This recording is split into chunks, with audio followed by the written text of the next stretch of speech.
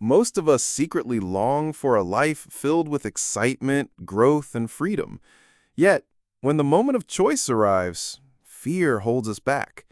What if I told you that fear isn't your enemy? It's actually the doorway to transformation.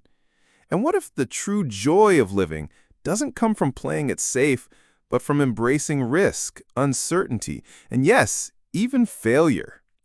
That's the bold message behind Courage, the Joy of Living Dangerously, a timeless book by Osho. It's not about reckless choices or blind risks.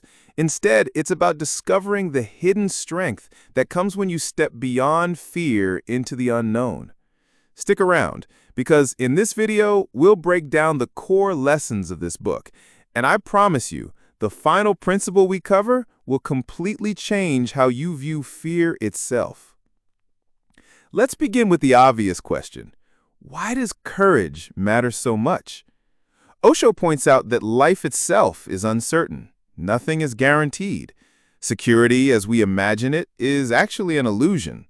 Think about it. Jobs change, relationships evolve, economies shift. No matter how much we try to control life, the unexpected will always arrive. Courage is what allows us to live fully in this uncertainty, rather than hide from it. It's not about the absence of fear. It's about moving ahead with fear. Here's an example. Imagine standing at the edge of a diving board for the first time. Your heart races, your knees tremble, your mind screams, "Don't do it." Courage is the act of jumping anyway, not because fear is gone, but because something deeper pushes you forward. Fear is natural. Courage is a choice. And this leads us to the book's first major lesson. Courage is the foundation of growth. One of the most radical ideas in this book is that fear is not something to eliminate, it's something to understand.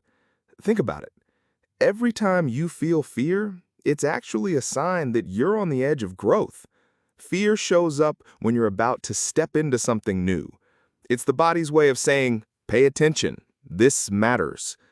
For example, when you launch a new business, when you confess your feelings to someone, when you try a skill you've never practiced, fear shows up.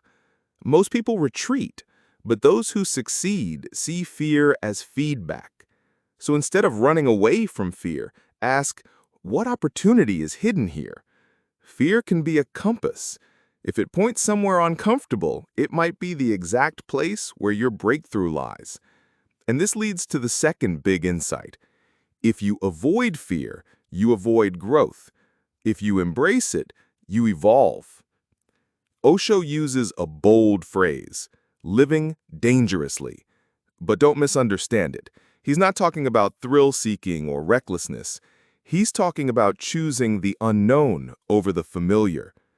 Living dangerously means choosing authenticity over approval.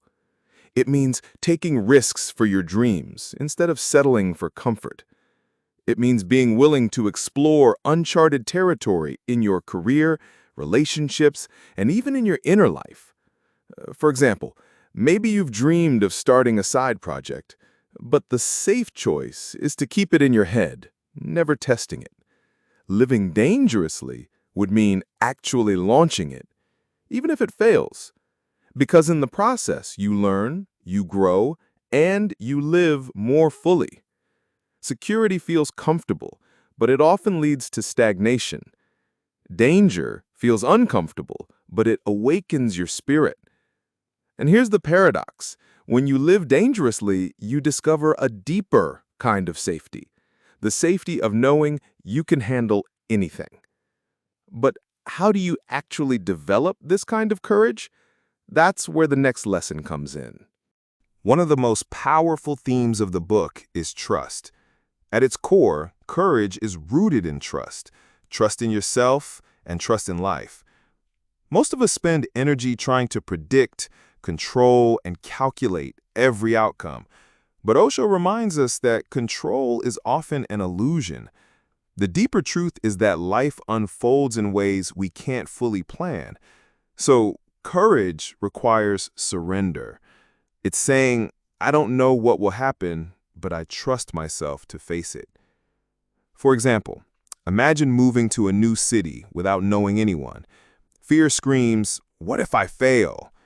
Courage whispers, "I'll learn and grow no matter what." Trust transforms fear into curiosity. Suddenly, the unknown isn't something to avoid, but something to explore. And once you begin trusting life, the next lesson becomes clear. Courage isn't only about outer achievements like careers or adventures.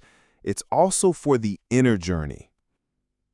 It takes courage to sit quietly and face yourself, to confront your fears, your insecurities, your desires.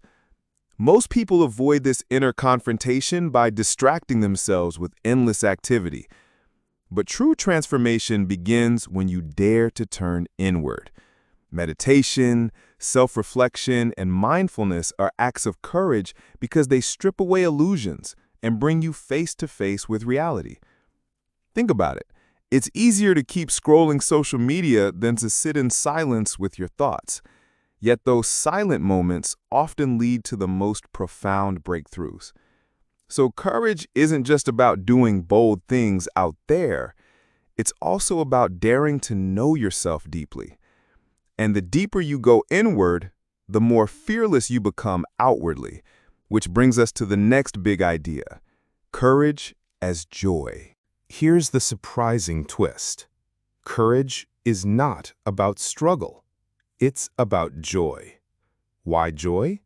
Because when you live courageously, you feel alive.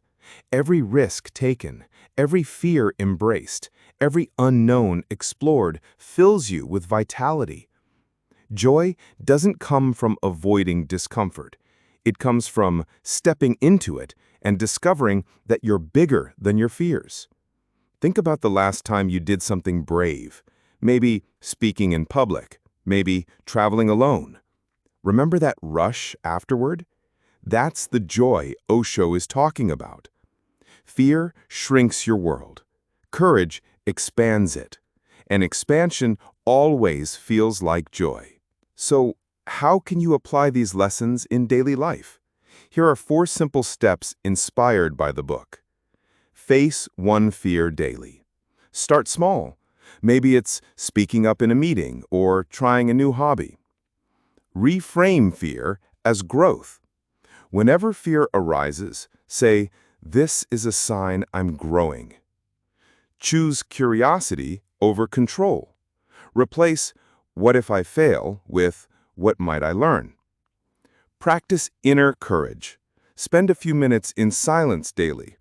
Journaling or meditation strengthens your inner foundation. Over time, these micro-actions build the muscle of courage until living boldly becomes second nature.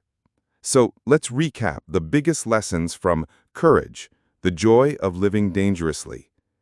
Courage isn't the absence of fear, but moving forward with it.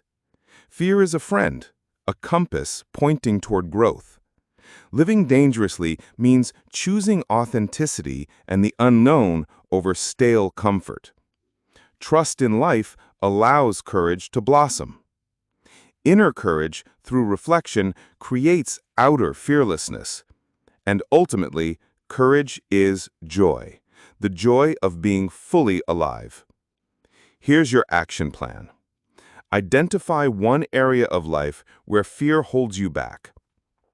Take a small, courageous step this week. Reflect on the joy that comes from growth. Which of these ideas speaks to you the most? Drop it in the comments. I'd love to hear your take. And if this resonates, hit that like button so more people can discover these timeless lessons.